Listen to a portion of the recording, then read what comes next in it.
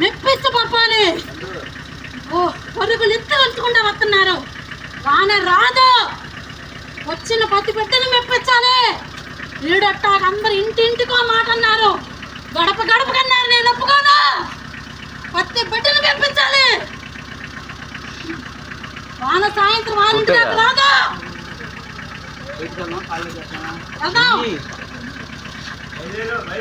అంగరంగ వైభవంగా జరిగింది. నేనున్నా.